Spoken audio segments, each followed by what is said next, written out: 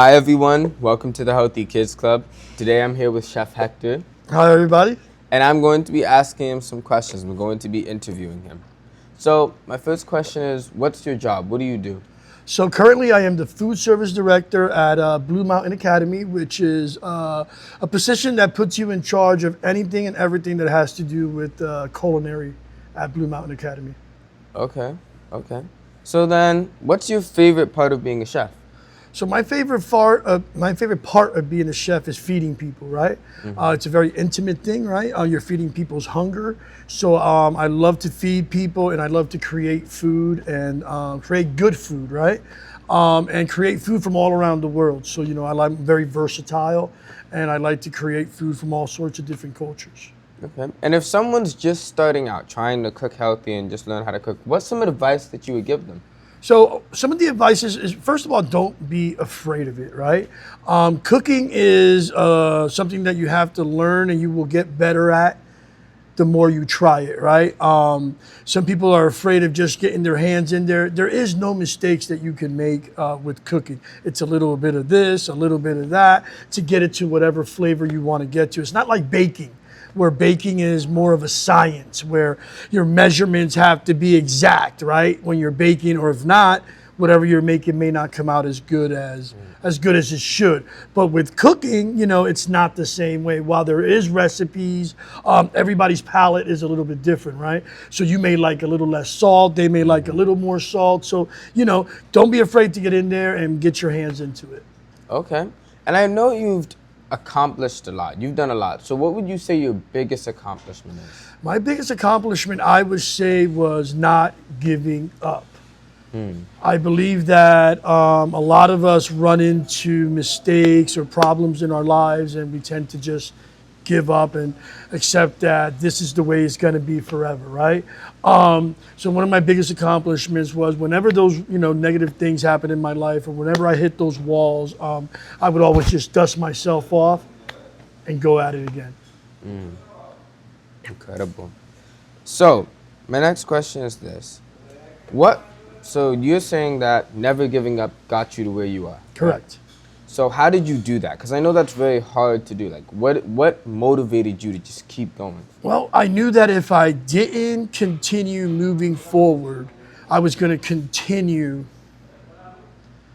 what was going on in my family's past. And we wanted to break that cycle of poverty, that cycle of negativity that was happening in our family's life. So somebody had to break that cycle. And fortunately, I was the one that was able to break that cycle so that I can teach my siblings and my cousins and my nephews and nieces that even though you go through negative things in your life, that you can still work through all those things and get to your destination.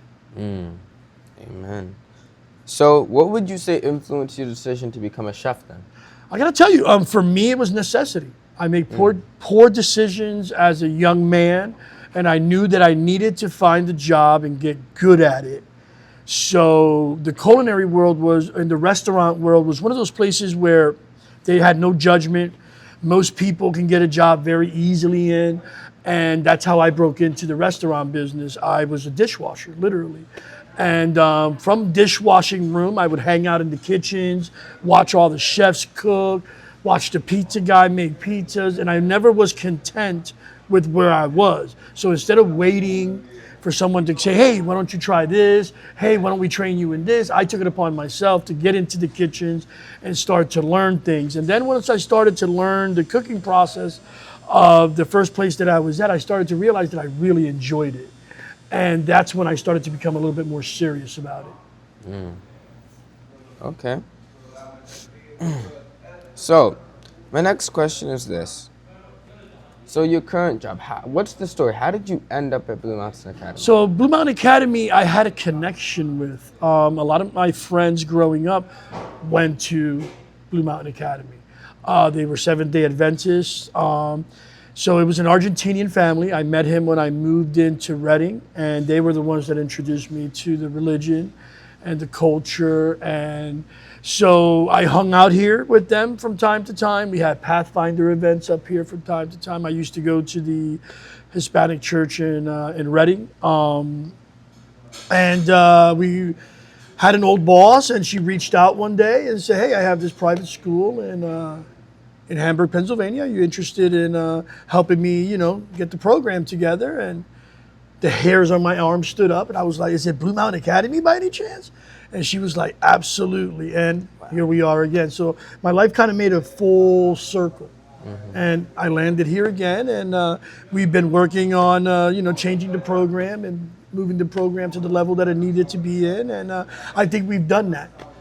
Okay. So how long have you been a chef for? So I've been, as a chef, probably most of my career. You start off as a dishwasher, you move up to sous chef, saute chef, and then eventually, so I would say probably by the time I was 20 years old, I was already running restaurants.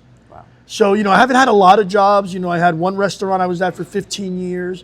I left that one, went to another one where I was at for another 15 years, and then I ended up purchasing that one.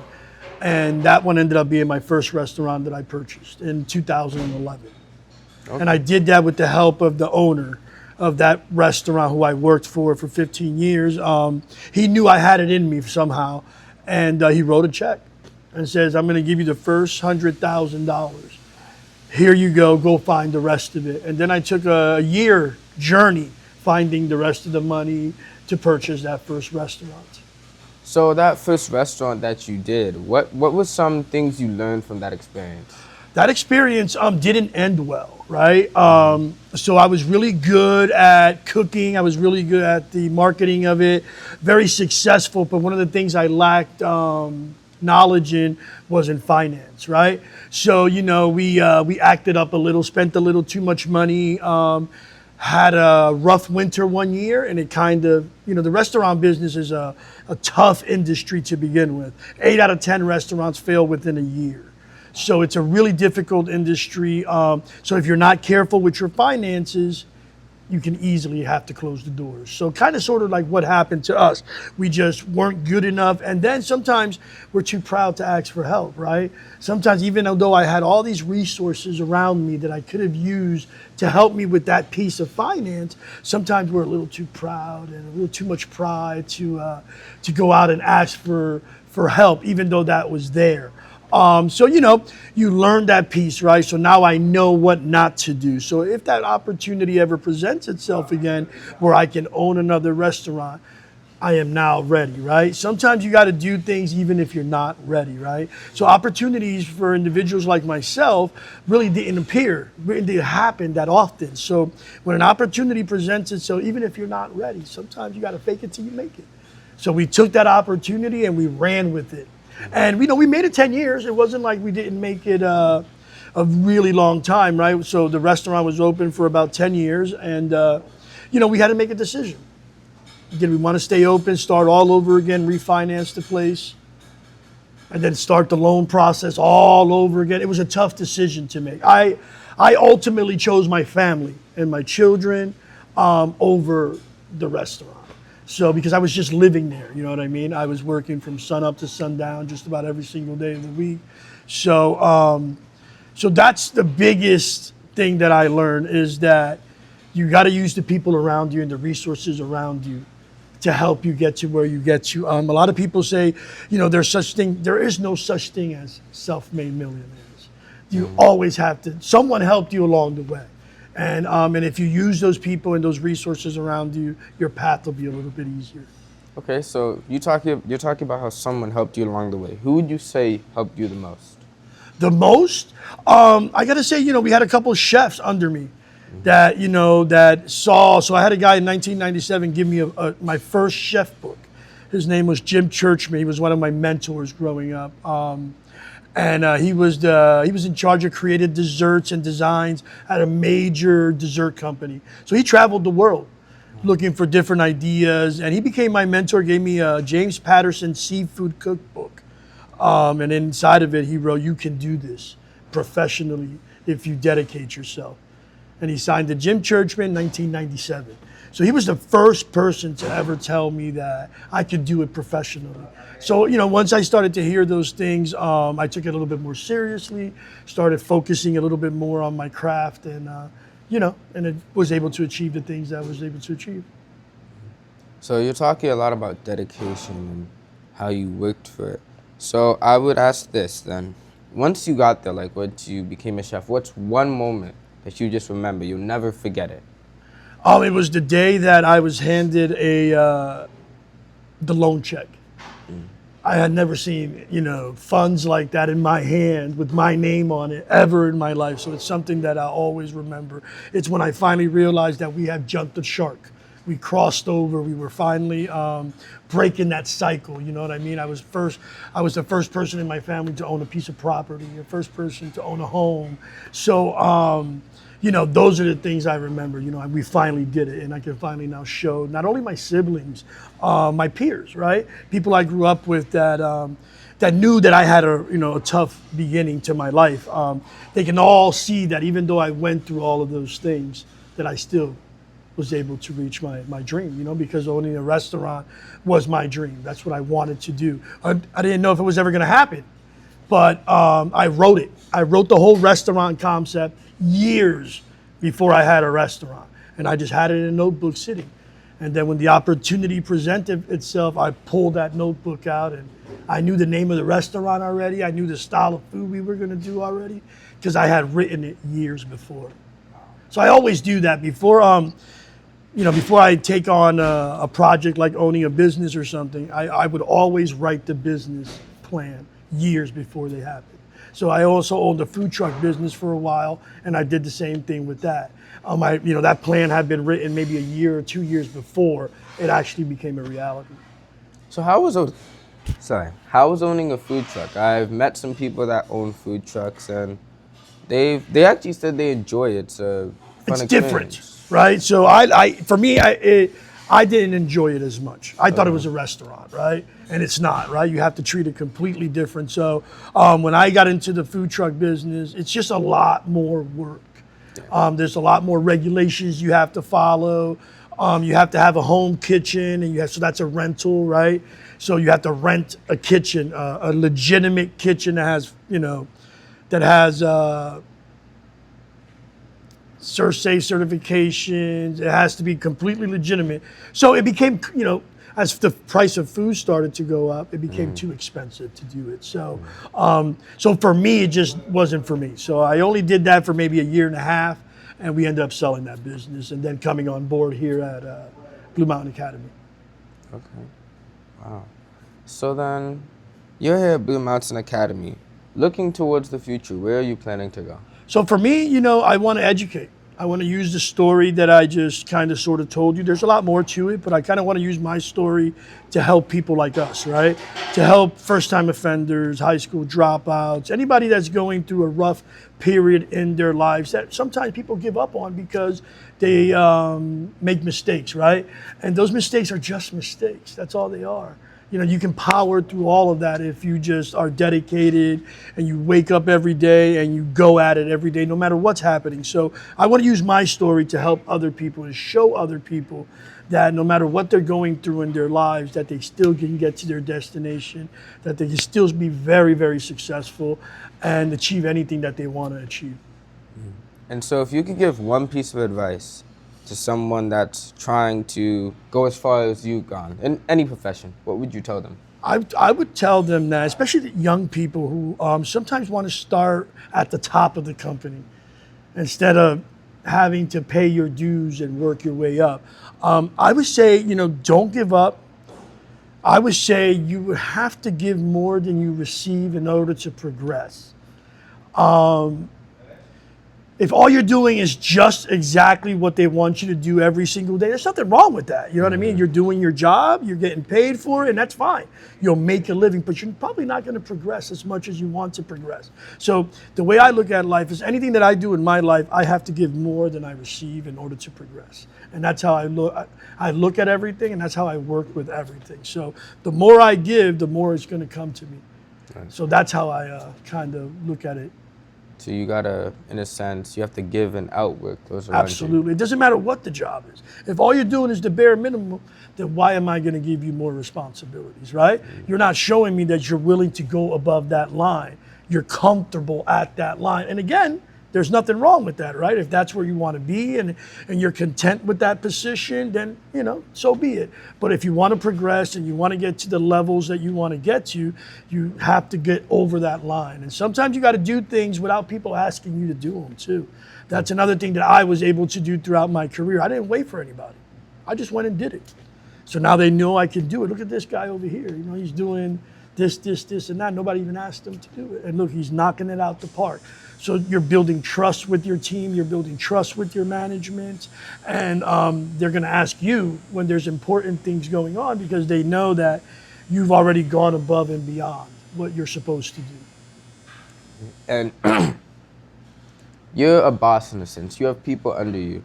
So when you're interviewing people who want to come and work for you or come and work with the company, what's something that you look for? So, it depends on the position, right? Because sometimes it's easier to train someone that doesn't have a ton of knowledge because then you can train them how you want to train them, right? So you bring somebody on board here that doesn't have a ton of experience. If you have the time to train them properly, by the time you're done training them, they're going to do exactly what you need them to do here. Sometimes when you get individuals that have an idea of how things should be, it gets a little harder to train them because they're stuck in their cycle. They're stuck in the way they do things. So it becomes a little bit more difficult to train individuals like that. But it just depends on the situation. Every situation is different. So you're looking for experience. You're looking for people that are going to be able to work with others. And treat each other respectfully, right? I don't ask my staff to do anything that I am not going to do. So if they're out there scrubbing baseboards because they need to be clean, I'm sitting next to them scrubbing the same baseboards. So my staff is aware that I will do anything and everything that they will do. I'll be on my hands and knees with them if that's what's necessary to do. And when your staff sees you doing that, they're going to give you so much more. Right? But if you're just an armchair quarterback, you're just sitting in the office, you're not really doing much, you're just, pushing paper, why are they going to go the extra mile for you? So you have to show them and teach them that when you go the extra mile, you're going to reap the benefits of that. Man, wow. Okay, so I have one last question for you then. What is your favorite dish? My favorite dish, well, being Puerto Rican, right? I love the Christmas time because we make such great holiday food, right? Our rice and pigeon peas. We have these things called pasteles, which are just amazing. The Christmas time of the year is my favorite time of the year. It brings together family, all around really good food. So I really like, modern Latin food, which is what my background is. We take classic Latin food and put modern twists on it. So that's kind of what I specialized in when I had my restaurants and whatnot. Okay. Well, thank you, Chef Hector, for this interview. Absolutely. Thank you. Definitely learned a lot. It's been an awesome interview. Thank you so much. Have a great day. And to you guys, before you go, I just want you guys to listen. Listen to what he said. He's an inspiration. He's done so much and come so far. And you can learn from his experiences also. And always remember, your health, not just physically, but also mentally, what you're doing, it's very important. It's your wealth. It'll take you to the top or leave you at the bottom. Have a great day. That was awesome. Good job. You're good at that, man.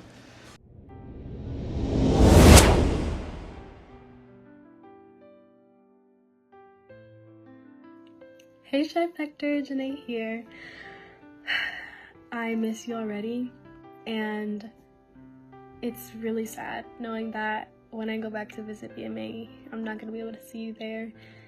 But I'm really happy for you, and I hope that the story that you make your life, the journey you decide to go on, and the future that you make for yourself, that it's going to be a really good one. And I pray that God continues to bless your life and continues to guide and to lead you. And I wish you all the best. God bless. Hey, Chef Hector. I just wanted to take a moment to say thank you. Thank you for serving BMA so faithfully, day after day, with so much dedication. I know it's not easy at times, but your hard work, your love, your care, through the meals, through your consistency, it's seen. And I want to tell you, it's making an impact on those around you. And it's not just the food that you prepare, but it's the way that you care for this community. You've created a place where people feel welcomed, taken care of, and appreciated. And I just want to say thank you for that. So from the bottom of my heart and from those who are at BMA right now, I just want to say thank you, Chef. We notice your hard work, and we're so grateful for the way you poured out your effort and your care into that cafeteria, through each and every meal, through each and everything that you offer. And you've truly been a blessing to all of us. So thank you so much, and God bless. Hey, Chef Hector, it's David Sipes here. I just wanted to say thank you for your time and dedication to Blue Mountain Academy's cafeteria department. I know you made a personal influence on me while you were always smiling and working your hardest just for us to have a good meal and a good time in the cafeteria. That influence made a big difference in my time at BMA. It made me realize to smile through the hardest times. And I hope that wherever you go in your future, you'll be blessed. And I know the sacrifice you made away from your family and kids needs to be recognized. And so from the bottom of my heart, I'd like to say thank you. I will always be looking forward to seeing you again one day, and God bless. Hi, my name is Lorianne Corley, and I am a part of the recently graduated Blue Mountain Academy class of 2025. During my junior and senior year, I had the privilege of working with Chef Hector to plan different events, especially during my senior year when I was put in charge of the food portion of preparing for our annual banquet. Chef Hector stepped into our meeting with a willing heart. He was willing to just make it happen. He was willing to listen to ideas. He was willing to try new things. He was willing to help us with our budget and all the big ordering stuff. And I felt so blessed because it was such a stressful moment. And Chef he just took it on, and he took it on with such a great attitude, even in spite of all the mishaps. And beyond that, Chef Hector, when he served in the lines and would smile and would ask how we were doing, it always made me feel so special. It made me feel like he wanted to be there. He wanted to know us. And I was so blessed by getting to know Chef Hector during my 2 years that he worked at Blue Mountain Academy. So Chef, if you're watching this, I may have graduated, but the impacts that you made still stays with me. And I am so grateful for you. I know you're doing amazing things in Blue Mountain Academy, and that we are just so blessed to have you. I would just like to encourage you to keep having that cheerful attitude, Chef. It impacts people maybe more than you would realize. But I personally was so happy to have you. You were willing to hear all the changes that we wanted to add to the menu. You spoiled us at Blue Mountain Academy in our cafeteria, and that alone just changed just the demeanor of different students, because, you know, happy tummies means a happy attitude. And so just thank you so much, Chef Hector, and God bless you immensely for everything that you do for us. Chef Hector, le quiero agradecer por todo el trabajo que ha hecho por BMA. Le quiero agradecer por la energía que usted tenía y que llenaba toda la cafetería. Le quiero también agradecer por su deliciosa comida y también por los snacks o galletitas que de vez en cuando nos daba, que eso, aunque usted no lo crea, nos hacía muchos el día. Espero que le vaya muy bien en su nuevo trabajo, que lo pueda disfrutar, que lo pueda gozar y que tenga mucho éxito. Espero que siga siendo un gran ejemplo de esfuerzo y dedicación. Thank you, Chef Hector, for all you've done at BMA. Regardless of whether you've had a good day or a bad day, I could always come to the caf and get a nutritious, warm, healthy meal.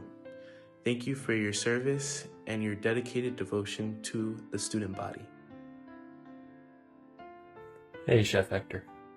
Thanks a lot for everything that you've done for Blue Mountain Academy. I pray that God will bless you throughout whatever trials and tribulations you go through.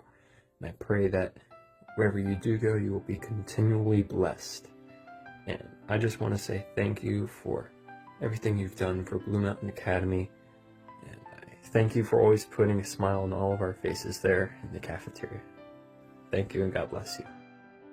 Hi, Chef Hector. Thank you so much for everything that you have done. It's sad to hear that you're leaving, but I just wanted to come on here and say that I, as well as so many other people, really appreciate your sacrifices and really catering to our needs and what we wanted.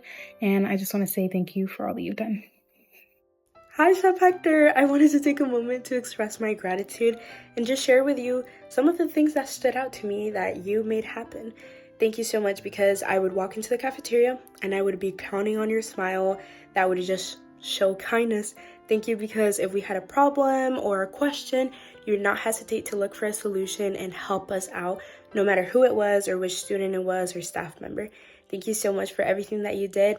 Thank you so much, especially for feeding us all, because we definitely needed to be fed. Oh, how I missed that pizza. That was the greatest pizza ever. Thank you so much for everything that you do. And I know BMA is going to miss you so much. It's a great loss, but I know whatever God has in store for you, it is great, because his plans are perfect. Thank you for everything again, and I hope God blesses you wherever you go. And if I don't get to see you on this earth, I hope to see you in heaven very soon. Bye. Hey, Chef Hector. Thank you so much, bro, for the impact that you've had on this school. Since the cafeteria crew has come, man, the food has just been the best. Always.